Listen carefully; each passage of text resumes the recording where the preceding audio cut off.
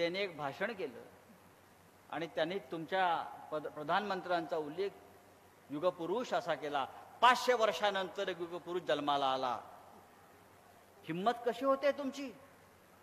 अरे तू मराठी माणूस असली तुला लाज वाटली पाहिजे. या पृथ्वी तलावरती शिवाजी महाराजांशिवाय दुसरा युगपुरुष जन्मालाच आलेला नाही. आणि हे इतके मिंदे झाले की त्या मोदींना युगपुरुष म्हणायला लागले, त्यांना शिवाजीची उपमा द्यायला लागले.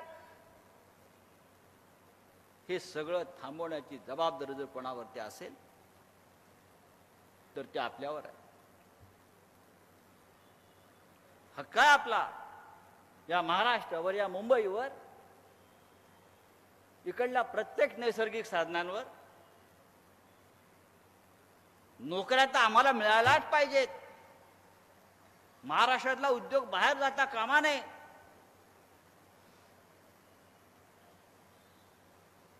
कुठे गेला रोजगार आपल्या मुंबईतला? एकेकाळी या मुंबईमध्ये आपण जेव्हा ठाण्यातून किंवा ठाणे संपूर्ण परिसरामध्ये किती उद्योग आपल्या, फार्मास्युटिकल, इंजिनिअरिंग, बँका, आज सगळा उद्योग एकाच राज्यात जातो आहे.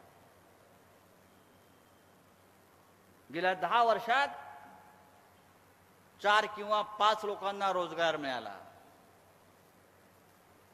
अमित शहाच्या मुलाला मिळाला. त्याला कुठे चिटकवलाय बरं सरकारने? कुठे? ते इंग्लिश मध्ये आहे ना ते, काय ते म्हणजे बँका बिंका कशा असतात तसं आहे का ते? काय BCCI काय क्रिकेट, भारतीय क्रिकेटचा सेक्रेटरी, म्हणजे त्याला सरकारनं अमित शहाच्या मुलाला तिकडे चिटकवलं. आम्ही पूर्वी बँकेत लोकांना चिटकवायचो. मग दुसरा रोजगार मिळालाय अडाणीला.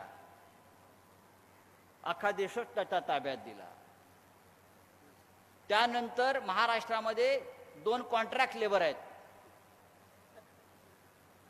कॉन्ट्रॅक्ट आता ते कंत्राटी पद्धत आलेली आहे. एकनाथ शिंदे आणि अजित पवार हे कॉन्ट्रॅक्ट लेबर आहेत. खरं म्हणजे आपला लढा कॉन्ट्रॅक्ट लेबर विरुद्ध सुरू आहे. आणि अरविंद सावंत, आपल्याला माहिती आहे आपण कामगार नेते आहात. कॉन्ट्रॅक्ट लेबर ही पद्धत असू नये, ही गुलामी, वेठबिगारी असू नये.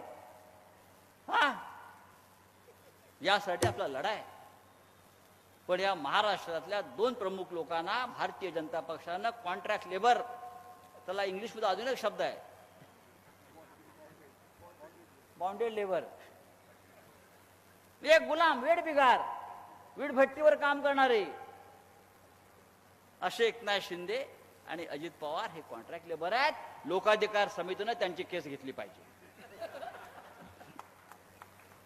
लोकाधिकार समितीनं ताबडतोब या 2 केसेस घेऊन आणि ती कॉन्ट्रॅक्ट लेबर यांचं कसं बंद करता येईल. निलिमाजी, आपण आंदोलन केलं पाहिजे की मराठी माणसाला तुम्ही अशा प्रकारे गुलामी करायला लावता, दिल्लीत जाऊन शेपूट हलवायला लावता.